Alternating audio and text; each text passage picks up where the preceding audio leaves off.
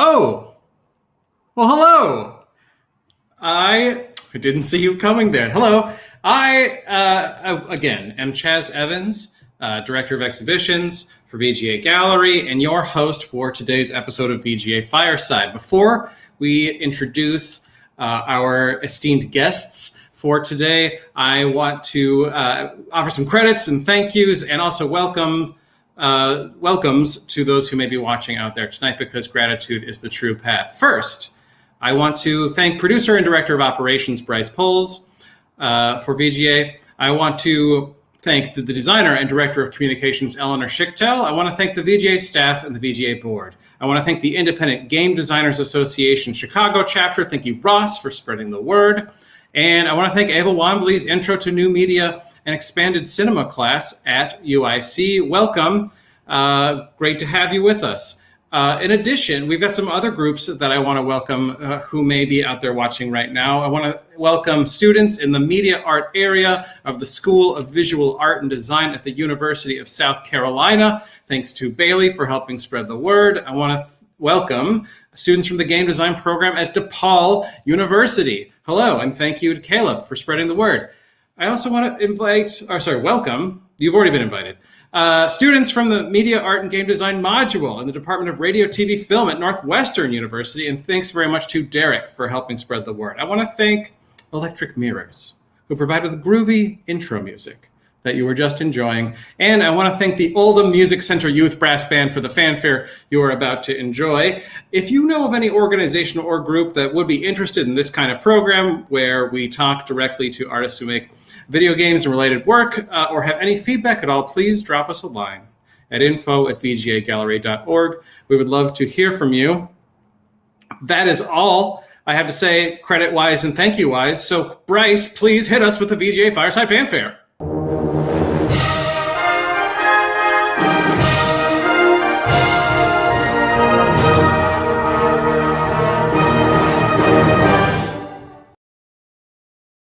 Yes! Always pumps me up with feelings of excitement and esteem, let's say. So now that the fanfare is played, it's time to officially bring this episode of VGA Fireside to session. VGA Fireside welcomes Alm Chung and Kristin McWharter for this special two-guest episode of VGA Fireside. Chung is a researcher and publisher of zines and games, and McWharter is a multi-disciplinary artist whose work explores the entangled relationship between competition and intimacy. Everyone at home, please help me welcome Alm Chung and Kristin McWharter to VGA Fireside. Welcome. Hello. Hi. Thanks for having us. My pleasure. Thank you so much for taking the time to join me on the internet to talk about your work. Everything okay where you are? Yeah, things are beautiful. Great. Beautiful. I'm glad to hear it. So, as I've mentioned at the top of every episode, and also maybe just gather with the people I was just welcoming onto the stream, there very well might be students or other people interested in breaking into the field of video game art or related kinds of new media art. We'll also throw in the term simulation today. But anyway, they're interested in entering this field of being creative with computers in one way or another. And it's just very useful, I think, to hear the stories of our guests and how they got into the field in the first place. So we could take turns. Maybe we could talk to Alice and then Kristin, but I want to ask you both, how did each of you get involved in game making or game-related work, and what other adjacent fields have you experienced and traveled through in order to get to this point? Yeah, so I guess I'm starting. Yeah, please. Thank you for having us, first of all. And I will start with me growing up, I guess. Sure. I was a typical Excellent anime obsessed video game nerd kid. So growing up, I made small games with RPG Tsukuru. It's the RPG Maker in English, and drew tons of fan art. Back then, like contemporary art felt very distant from me, to be honest. And after that, my undergraduate degree in bioengineering, I worked as a researcher So I did like prototyping in a university lab. And we built remote experimentation systems for microbiology. And to be honest, I don't think I knew what I was doing or wanted to do back then, just working. And then, well, anyway, I was able to take courses offered by the university. I was lucky. And there was a class called Internet Art. And this was my first time seeing works by all these contemporary art stars. I didn't know they existed. They exist. So Petra Kortright, like Cory Arcangel, like John Raphael, Leah Lina, and I was really shocked because their works are. it's shocking. It was shocking. The field and how much there is to grapple with, for sure. Yeah, because their works were actually really relatable for me as like internet kid, I guess, but also very like confusing in a good way. Yeah, and for the first time in my life in that class, like I coded something, but like not for a class assignment or like not for a boss, but just for myself, like to express me. And that felt really great. So after that encounter, I started making small works, like small works about like anything just grabbed my attention. And then I eventually found an MFA program that welcomed me. And here I met so many cool people making art, and I was inspired. I was exposed to more game art and game development discussions there. So yeah, inspired by all these new inputs, then I was like able to finally make a game art. I made an old school RPG style sprite generator using one of the deep learning techniques. It was very hot back then. Generative adversarial networks, or GANs. Maybe you heard GAN art, to be specific. And yeah, I think that was my first game art. And from there, I've been working on various small projects or big ones, I guess, art or design projects. Is that project you just mentioned, the pixel art generator, available for others to see to this day? Perhaps somewhere on the internet? Yeah, sorry. I am really bad with timing. That's okay. We all are when it comes to video calls, So yeah, I used to like make everything available on like my GitHub account, and then I actually had to take it down because I realized I used data set from everywhere. So some I didn't really ask for like consent, and I realized it later. Like but the models, like it's really weird because like models, they are not copyrighted, right? So it's like I can still make it public. So it's kind of hidden somewhere in my GitHub repo, but the data set's gone. But you can take a look at how it looks like on my portfolio. So we have experience in popular games, experience in biology, internet art, and video game art, and contemporary art all coming together in your experience. That let's also use the same question towards Kristin. Kristin, tell us your story about how you got into the field. Yeah, I just want to shout out FaZe, who just popped up on the screen, who's another amazing game designer who we know from UCLA Design Media Arts. What's up? Thanks for joining us. Yeah. So I, in my undergrad, studied sculpture and performance. And so I feel like my background was pretty heavily rooted in this sort of like art school space. And I was really inspired by fluxus and performance art and sort of the 1960s happenings.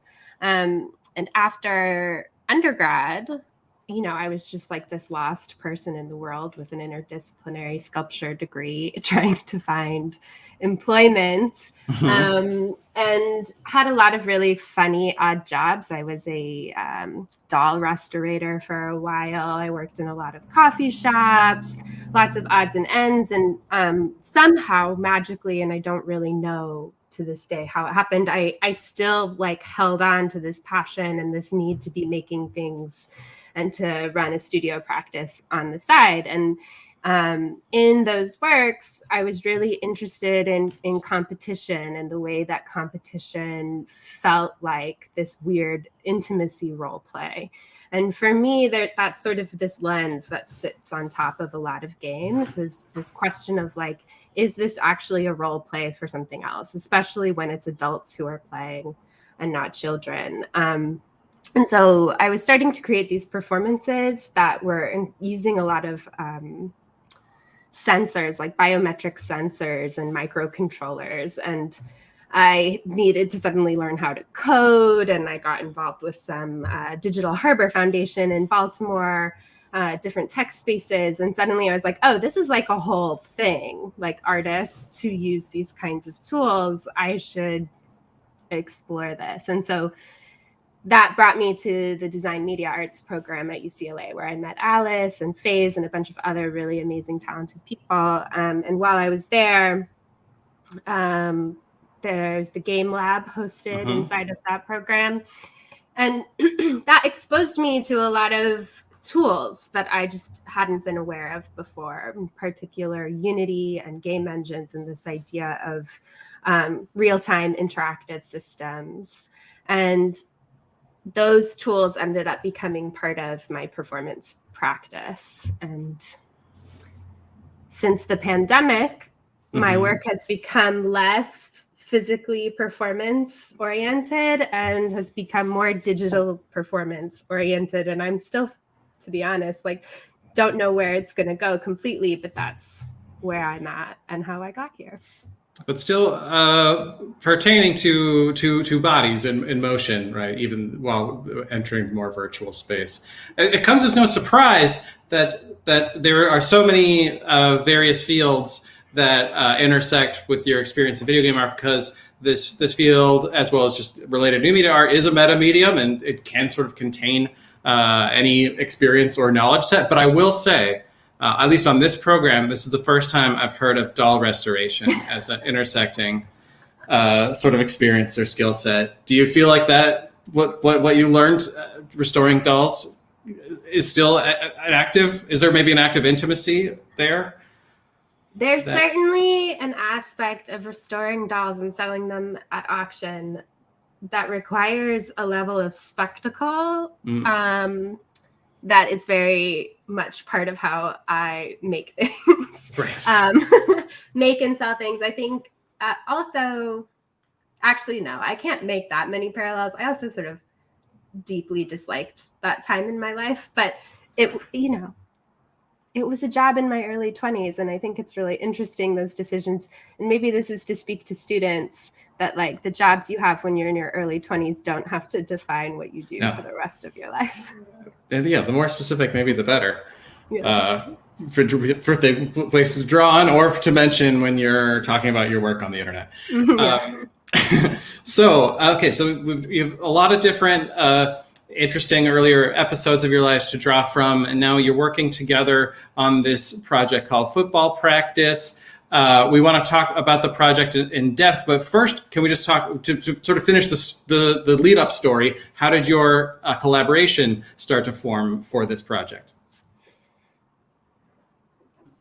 You want me to take it? Yeah. Free ball. Yeah, free ball. Yeah.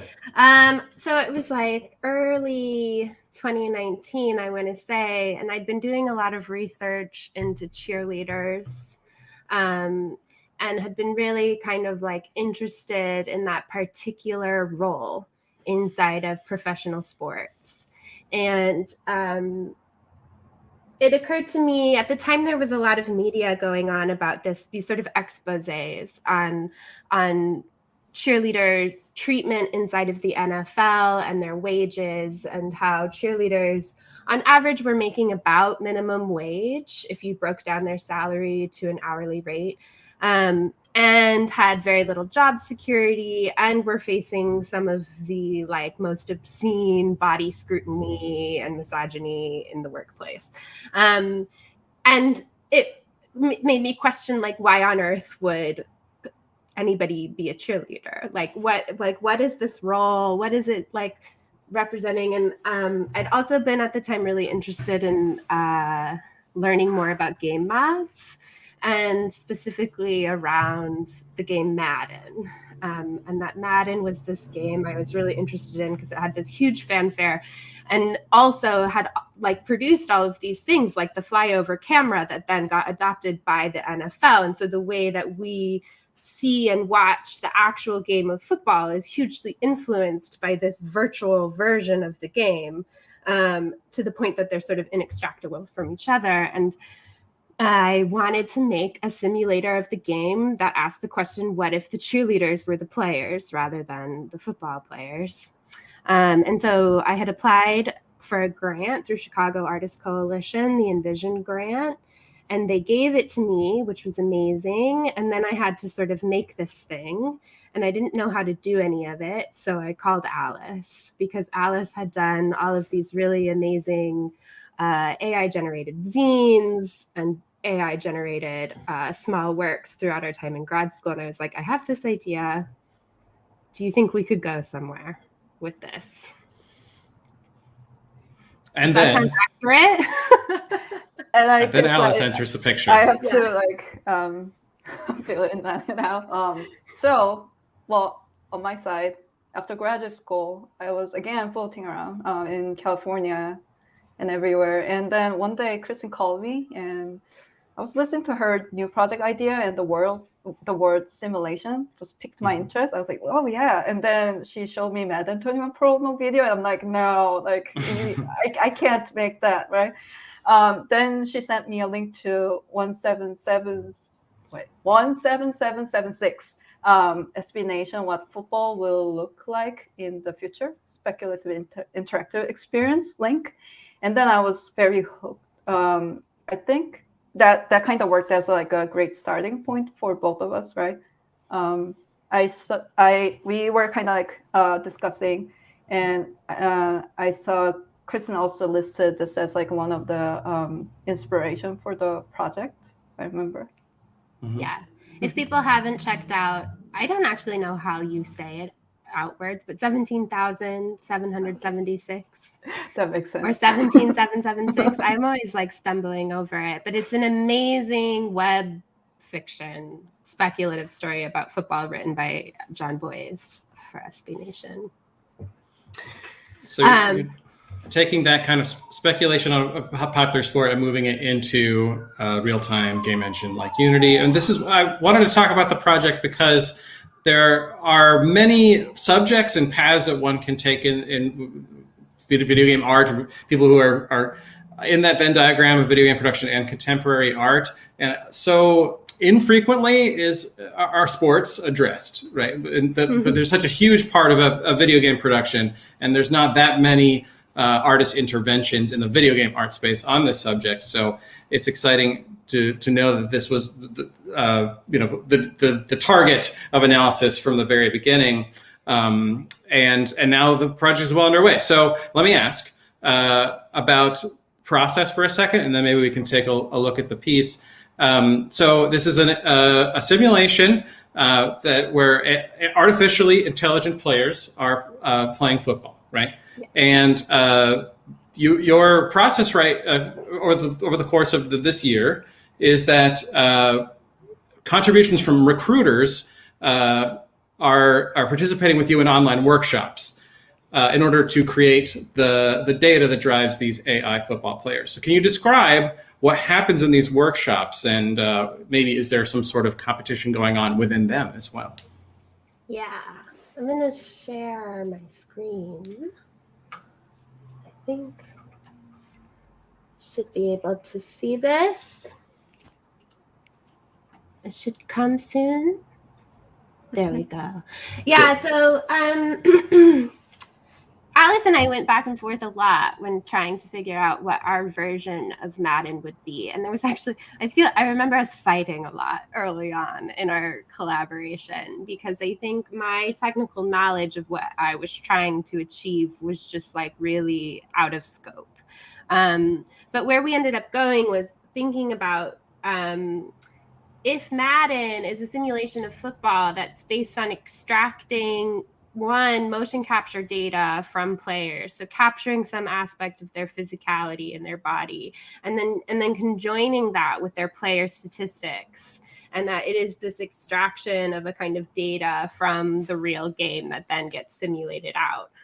Is there an alternative to that complexity that we were interested in? And what we really landed on is that we're not really interested in the statistics of the game and how it's performed. We're more interested in the cultural impact of the game and how it's shaped by who's playing it. And so we crafted these workshops in a way of reimagining who we associate football with and what kind of cultural connotations we associate football with. And so the workshops are based on this surrealist game called Exquisite Corpse. And we're designing players for this future speculative football game based on a similar process as Exquisite Corpse. So let's see.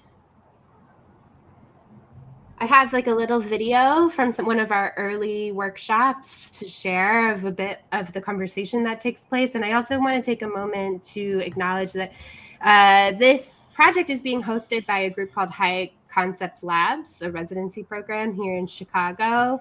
And I have a huge amount of gratitude to give to Missy Davis and also Yolanda Sesta-Kursek, who work for High Concept Labs and have been big supporters of the work. And Yolanda is featured here in this video. Not interested in football, American football. Yeah. I mean, in the classic story anyway, it would be some young boy who was always running. More inclined to think about their forward story, like what do they do when they retire? What kind of business they go into? They're projecting, the fans are projecting their like momness to this player who's like needs like protection and big hands. Big hands. It's like a lot of potential self-explosion for a random sudden reason for this character. Paying you to basically do what the owners want, yeah. Be that we revise the rules of football in some way. They're constantly stressed out. It's not like somebody who just blocking. Yeah. You know. I mean, rules are not needed. It's right. It's like it's a peacock. That they like to blame other people. Yeah. You know this gesture. There was a movie called Jerry Maguire, Show Me the Money. That was 20, 30 years ago. He's like making us build empathy with players. Now we're going to watch it completely different the next time we have to watch it. Okay. So in these workshops, we're actually trying to engage in a conversation with folks about what does football culturally mean to them? What do we associate it? What feels in alignment with our ideas about football and what feels in contrast to our ideas about football? Not interested in football, American football. Yeah. In the classic. Next. So from those workshops, from those conversations, a profile of these speculative players are generated, and that begins an origin point for our Exquisite Corpse, which then that description gets passed on to our illustrator, the very talented Anna Strain, who builds a concept illustration for this player. And that gets passed on to our 3D modelers, Sarah Drake, Natalie Decker, and Adrienne Pijuan, who interpret those illustrations into 3D models.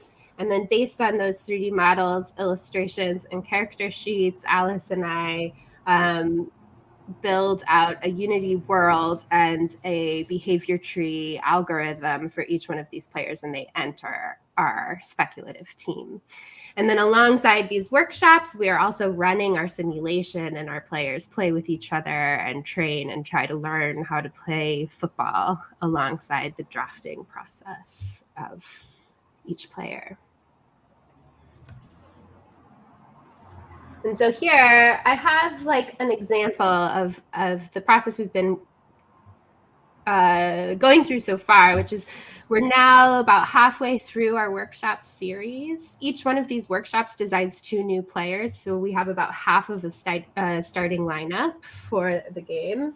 And And we started out with a center and a middle linebacker. And the center and the middle linebacker stand in opposition to one another in the starting lineup of the field. So we were really wondering, like, if we take this concept of offense and defense, what is it that we begin with when we start thinking about the opposing forces of these players?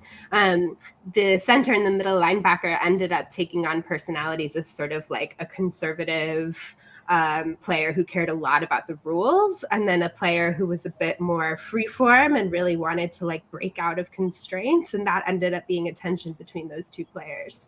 And then in the subsequent workshop, we end up with halfbacks, fullbacks, running backs, and other linemen.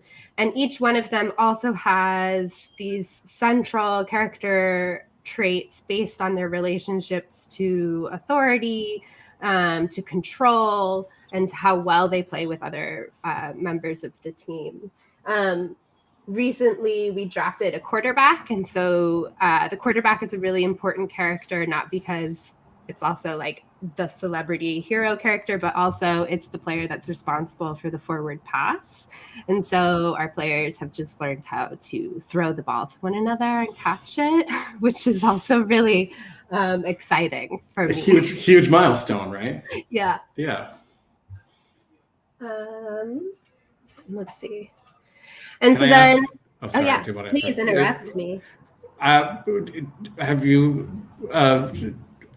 played around with the idea of special teams yet?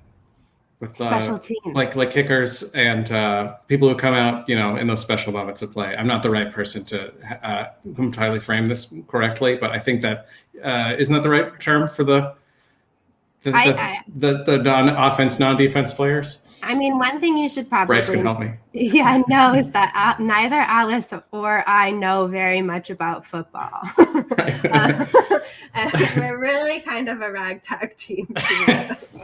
That's the perfect perspective then, right? To have a very new look at all of these kinds of figures. But I love that idea, right? And so like for me, what becomes really interesting is like when and where that will come out in a workshop. And so a quick promo is that VGA Gallery is also co-sponsoring a workshop this upcoming November. And I hope everybody will register and join us. And maybe in that workshop, we can draft our kicker or our special teams and see how exactly that's going to mess up everything and break it all. And then Alice and I will have to figure out how to fix it. Excellent.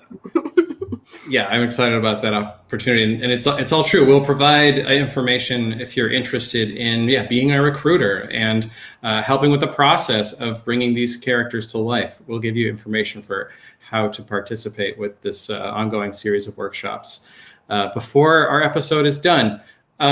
So that's a lot of really excellent background. I think our audience is probably really hungry to just see the current state of the project running live. Would you mind sharing a demo of football practice with us? Absolutely. So here on this website, if you go to football.kristinmchwarter.com, you can see our current archive of the materials that are coming up from these workshops, which includes little profiles of all the players that have been generated so far.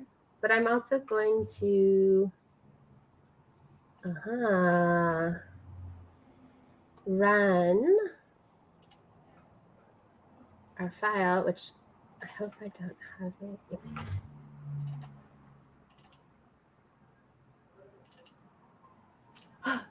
You know what? My build crashed, which is very typical for me. So I'm going to have to open up Unity, which might take a couple minutes. That's okay. Alice, do you have any reflections on the development of this cast of characters that we're seeing in front of us right now? Yeah.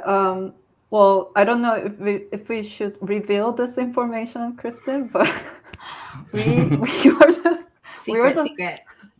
were the first pairs, of course, who we tried the workshop between us. So we made a center and middle line backer. And after what came out from that session, I created a behavior tree, like first draft. And actually, after that, like any other players who came after the workshop, is actually just like a variation of that behavior tree. So they kind of became the parent of everyone. Yeah, that has a kind of like Eden myth like quality to it, right? It's like original people that then others spin out from. Do you have the Unity? It's so slow, but it's coming. It really wants to be here with everyone. I can maybe try. We can take the time. Oh, here we go. Okay. Everybody can see the Unity editor. So this is Unity, the software. Behind the scenes look. Behind the scenes, it's checking to see if Alice has any updates. I don't. It's probably going to still take its sweet time checking just to be sure. And so Unity is a game engine that we built this in. Once the software is built, though, I do think it's important.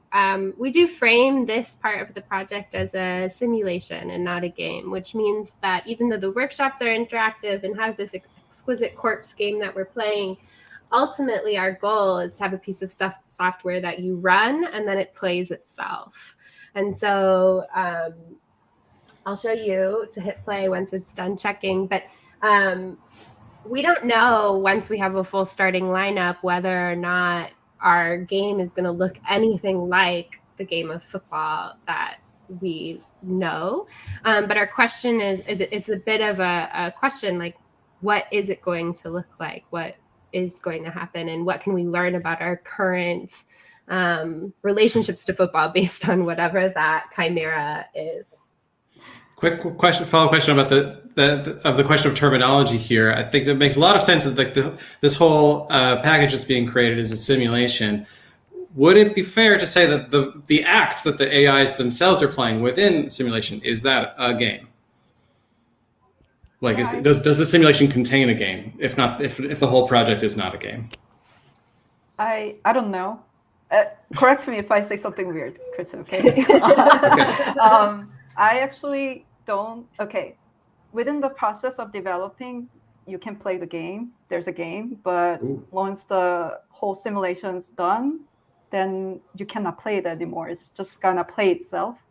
Right. And so the game is playing itself, and the only thing you can do is just watch.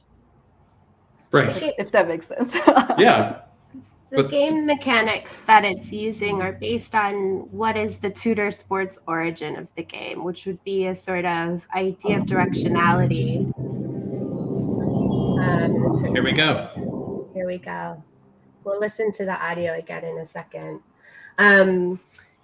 So there is an idea of, and there's a ball. And so each team wants to take possession of the ball and take it home. And one team's home is west and one team's home is east. And that's the base mechanic that's driving all of the players. And on top of that, they have individuated sort of roles and motivations for how they navigate each other and the environment and the ball. So here's our center.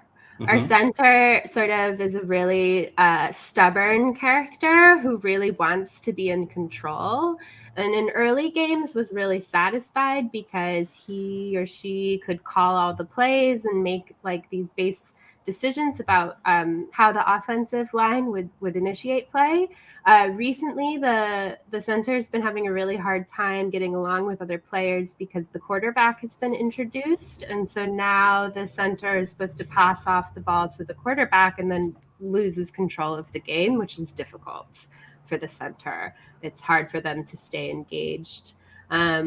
And then here's our middle linebacker, and the middle linebacker is a really high energy player, very upset by failure, and also very superstitious, and so has a lot of like rituals that they need to accomplish before they can improvise. Such as? What's like a good AI ritual that you'll see? Like before the snap of every game, they have like this whole stretching routine that they have to do the exact same way each time. Nice. Yeah. So we'll take this moment. We can keep this running in the background, I hope, for as long as possible. But is it okay if we talk or have questions, over it while it runs? Yeah, absolutely. Yeah. Then I will also take the opportunity to say to the audience, if you have any questions, please just type them in to the old YouTube or Twitch chat line. And actually, we have a question from the audience that I'm gonna serve up right now. Okay, so a question from the audience. How did you settle on that sort of sci-fi look of the football players, and why did you choose to make them fantastical versus realistic? That's a really good question. Alice and I had a lot of conversations early on about how much control we wanted to have over the aesthetic of this game and whether or not we wanted the sort of look and feel of the players to be designed by workshop participants. And we decided against that because we felt like it would too easily slip into this sort of open world game. But we did want to let go of our own control over what we thought a football player should look like. So in the workshops, there are questions that ask about the physicality and origin stories of these players. Some workshop participants choose to make them human, and some workshop participants choose to make them inhuman. But Anna Strain, who's our amazing illustrator, is the one who sort of synthesizes all of that information and comes up with the starting point for the look of these. And a lot of the sci-fi aesthetic, I think, comes from their uniforms. And she's just really talented at actually making sort of decisions about what a speculative utilitarian football suit would look like based on the attributes of those players. So those illustrations become the basis of then how the 3D modelers interpret. So it's both sort of a survey of responses from your recruiter participants, then synthesized through sort of one artistic voice that sort of lands on this overall style. Yes, could be read as futuristic, but I mean, it's certainly, it's unmissably still a football aesthetic, right? Like it still has it refers to football uniforms and padding, sort of without mistake, but obviously delocates us from our normal visual expectations of like an NFL broadcast, which I think is pretty important, for starting the conversation that you want to start, because if it's really mimetically is like very close to a Sunday night football broadcast, it would take a longer time for participants or viewers to just kind of unlock from the many associations you'd have about what you do when you watch that kind of thing, right? So we're in a totally different kind of observational space because it's like it is football, but delocated from its origin. Anyway, that was perhaps too long a take. So I could, if there are questions from the audience, we would love to take them, but I have some more questions of my own. While the simulation continues to run, I'd like to ask you both more about your sort of previous project specifically, and if they inform your approach here with football practice. I know, Alice, you have experience, we said, in the field of biology, but you've also dealt with the concept of games in your experience in biology in the past. So can you tell us about biotic games and how dealing with that very specific term maybe informed this project? Yeah, sure. I can talk about biotic games, but it's really hard to imagine it with just... Yeah, perhaps too big a topic for how much time is framed. So I asked Kristin to show some of my, sweet. That's okay. Yeah, I think one picture will just do the job. So, well, this will be a long answer, so I apologize actually. First, what are biotic games? So the lab that I worked at was interested in biophysical phenomena happening around single or multiple cells. And we built experimentation systems to study that phenomena.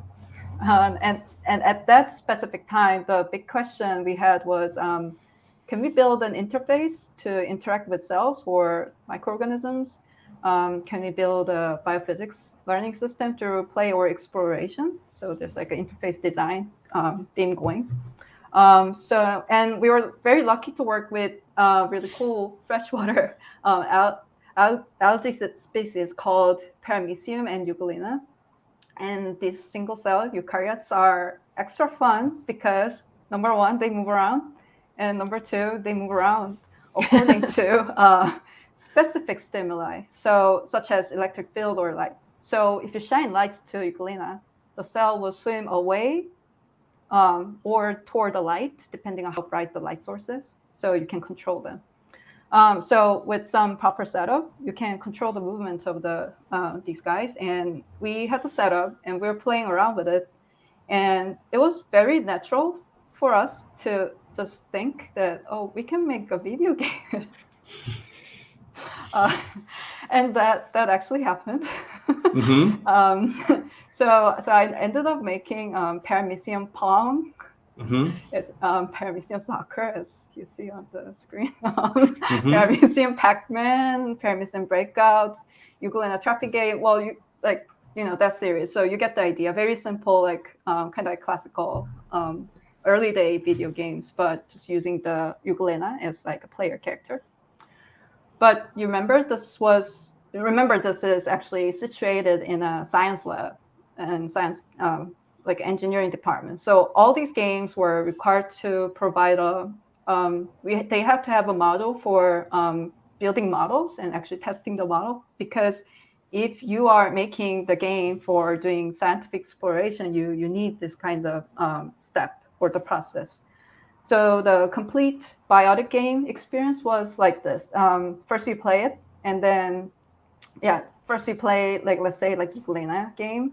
And after playing, the players are expected to create a behavior model for Euglena and try to fit the data they collected during the gameplay with their model. Mm-hmm. So with a built model, you're supposed to like run multiple simulations and compare the behavior of your model with how the actual Euglena moved around or behaved. And this is like you're constantly replaying the video game. So you make so many models until you rule out all wrong guesses about how the mechanism of the Euglena behavior. And eventually you have to land on you want to land on the best model with the smallest error margin. So if you step out a bit from this, whatever I just described, you now realize the actual hidden goal of the biotic game is actually to deplete all possible models or possible outcomes until you kind of converge to the absolute answer, the truth, a singular, like, true conception of the world. I don't know if I'm making any sense. Absolutely. Yeah. And so, I mean, the question is, how many iterations, how many goes at it did you have to do until you came to that sort of like last possible answer? That's a really great question. I mean, like, if you think about how a physics paper get published, like how like long actual research lasts, like some, if you're lucky, 2 years, like minimum 1 to 2 years. If you're unlucky, like 12 years, like 15 years, who knows, right? Yeah. And this setup we built and made into game without not knowing, like, we didn't have any estimation for it. But I kind of want to make a connection back to what we have here and the Sure. Yeah. How similar is the Paramecium to an AI football player? Yeah. So if you think about, or any typical simulation games that I know, it's kind of like the goals kind of different. Whenever the simulation game, they kind of try to suggest there'll be like so many possibilities, like there'll be many different endings that you can go to, and that's like what people want to, at least like as a player, I want to hear. And the promise of this endless possibility may be more exciting. Like that's the most exciting about like having simulation game, and having control over it too, right? And I think football practice, our project, also present these kind of promises like upfront. I think, I don't know if Kristin agrees, it calls for all the possibility of like American football that cannot happen in reality. So you're even, and you as a participant, you are even invited into the process of making the simulation project kind of perfect for you, like within whatever boundary you're given. So you can suggest whatever you want within our prompt and inject your own internal model of American football game or a model of football player and your version of that. So I think that I kind of saw like a similarity there, like with the biotic game, like the overarching goal of that, and like our football practice. Like I'm not sharing as shared or anything, but it's like kind of a little bit of inverse or like a divergent direction. We're going towards something somewhere else with this. Because the goal here is not to exhaust all possibilities, right? But instead to have an inexhaustible amount of runs of the simulation, right? Yeah. I hope this isn't too much of a digression. Literally right before I was on this call, I was reading this anthology, Mainframe Experimentalism, edited by Hannah Higgins and Douglas Kahn. They were talking about John Cage. And they said that John Cage's definition of experimentalism is simply an action that which the outcome is not known. That's all it is, right? So like in the scientific application of all of this technique, it's like the goal is to end the experiment, right? Finally, we do know the outcome and we can stop, or we have to stop. Whereas like with this artwork, we're like, no, let's never stop. We're always not going to know the outcome. I find that all to be terribly exciting and totally like in that model of this early 60s experimentalism. Conversely, or additionally, Kristin, before we have a little more time, we want to talk more about experience that contextualizes and informs how we got here. I understand you had some experience doing a performance as the nation's biggest supporter of the Jacksonville Jaguars. I don't know if you could tell us about that project and if any of the lessons or information you gleaned from that project inform us. Yeah. So, well, one thing I'll roll off of what you all were just talking about really quick is that Bernie DeKevin also talks about games as immortal objects. That the goal of any game is to be immortal, to keep it going, to keep the game. The moment people stop wanting to play the game dies. And so we have these really beautiful examples of like Go and chess that have been played for so long. And there's something about those games that's deeply connected to like something human, even though they're strategy games, because we keep choosing to play them. And so football has these mechanisms to keep people engaged that are like playoff seasons and Super Bowls. And this is actually to like maintain this like immortal state of the game. And for us, we talk about that a lot in terms of this simulation is like, what's going to keep this thing going? And like, is this game of football going to be immortal, even if it's broken? Like right now, all of our players have like abandoned the game.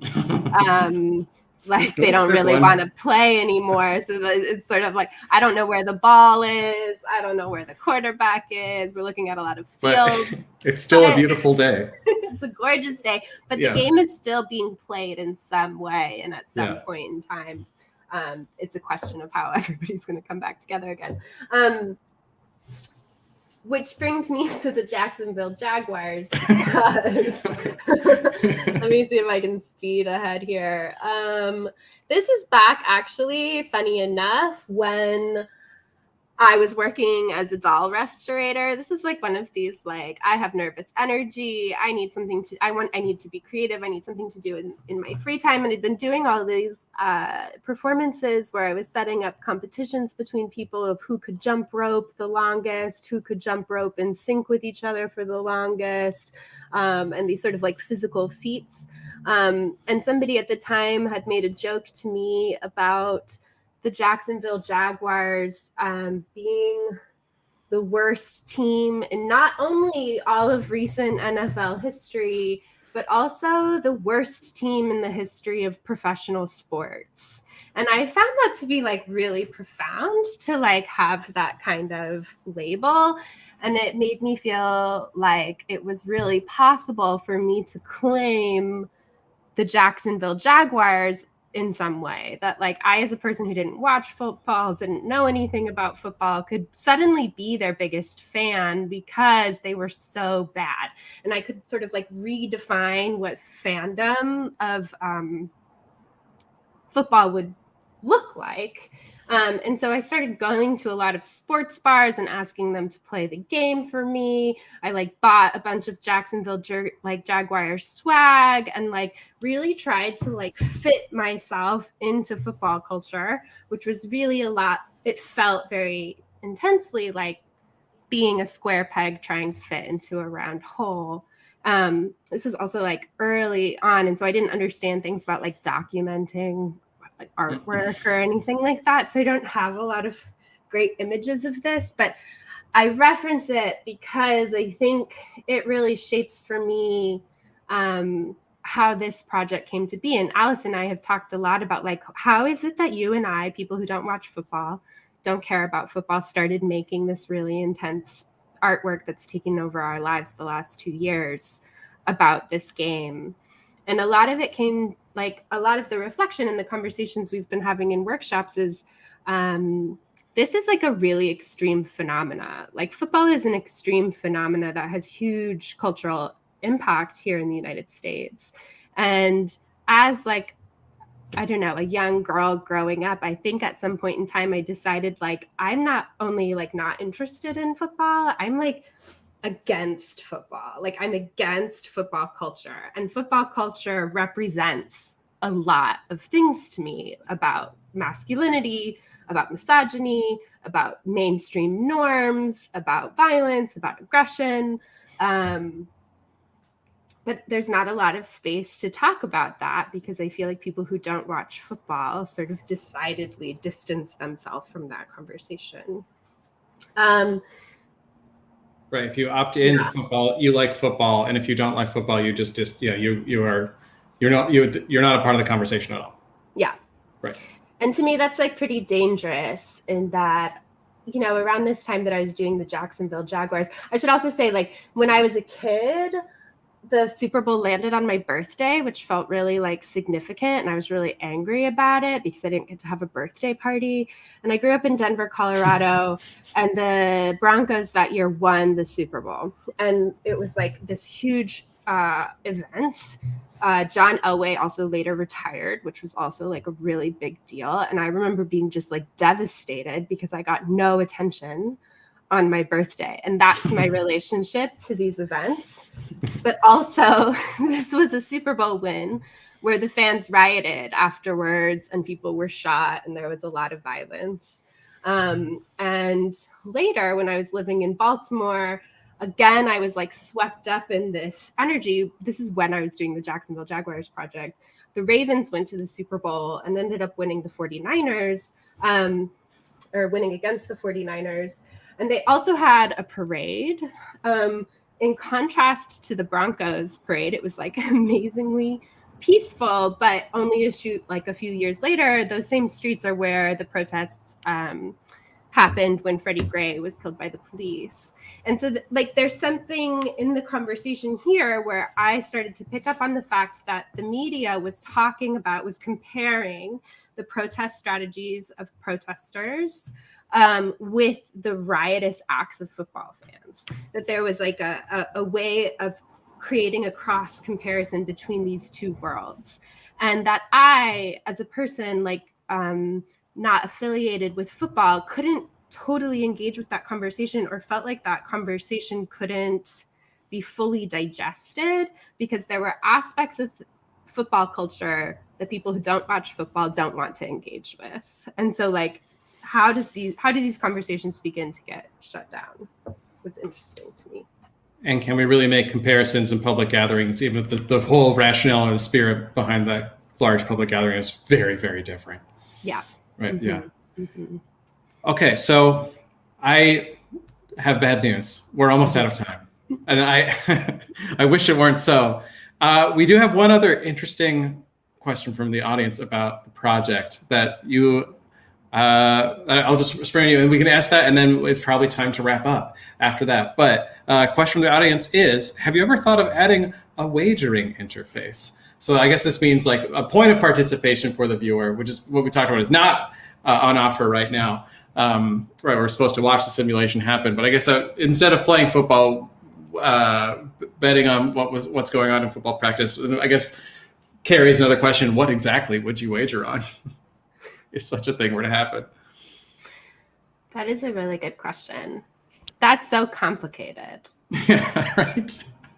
The answer right now is no, because because I think we're working really hard to keep the scope of this project in an achievable space. But a future iteration could certainly include that. But it also makes me think about, like, isn't that essentially what fantasy football, like, in some ways I think that already exists. Like, there already is speculative software or football simulations based on wagering that is fantasy football. And somebody else should make that project. Maybe that person who asked that question, there, you should have it. You should make that project. Cardboard Computer, after releasing a VR version of this game, the Entertainment for VR, and then Oculus didn't support it anymore, and then to update it, just gave instructions for how to recreate everything that happens in the video game in your own home in a text doc, and that was the new VR version of the game. Similarly, a wagering interface could just be a text doc that you stash somewhere and say, this is how you can wager with your friends on the couch at home or in the gallery by yourself. Anyway, interesting speculation. Thank you for the question. So we're just about at 6 o'clock, and I found all of this to be incredibly exciting and deeply interesting. So thank you so much for sharing the project and so many other materials and scraps to explain the ambitious and complicated scope of it. Before we wrap up entirely, we're on the internet, and it just doesn't feel right if we don't plug a little bit of something before we're done. So, Kristin and Alice, what would you like to plug? We would love to see anybody who's interested at these workshops. The project really hinges on this like collective imagining, and we're super excited to co-host a workshop with VGA Gallery on November 21st. If you're interested in registering, workshops are 2 hours in duration. They happen on Zoom, and you can join them by going to football.kristinmcwharter.com. There it is. football.kristinmcwharter.com/workshops. Any other things you care to plug while we're at it? I'll also say, because I ran out of time to say this, but I did this whole preamble about cheerleaders. I will say that the cheerleader part of this just turned into another project called Rah-Rah, which I'm really excited is included in the Wrong Biennial exhibition Deep Feel, which was curated by Caleb Foss and opens on Friday. So check that out if you Additional shout out to Caleb. Yes. Alice, anything else you'd like to mention? Oh, I just really want to thank you all for having us. This was really fun. Yeah. Yeah, agreed. It is mine and our collective pleasure as the VGA. Speaking for everyone working on the show through VGA. So let me plug a couple things. Speaking of VGA, let me plug a couple things. If you like this program, please tune in. We try to do this for the last Wednesday of every month. The last Wednesday of next month is Thanksgiving, so we're actually going to scoot it to the December, hopefully the first week of December, for the sort of final episode of VGA Fireside of 2021. If you like this sort of thing or any of the other programs that we try to provide to support video game art, like the VGA Zine or the VGA Reader, please go to our website, vgagallery.org, and consider buying a fine art print. You can support us and artists by buying artwork that you can collect and make your home look beautiful and cool and conceptually forward. And also you can donate directly as well. And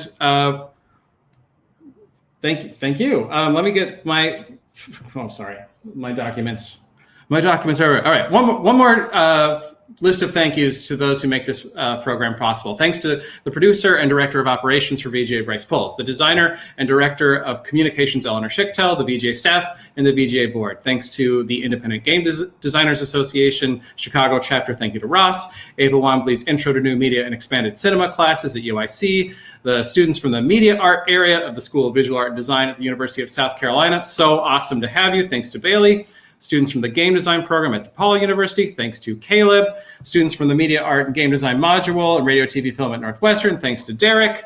Were there any other student, maybe SAIC folk? If you're here, there's SAIC students. Hello and hi. Welcome. Thank you for being here.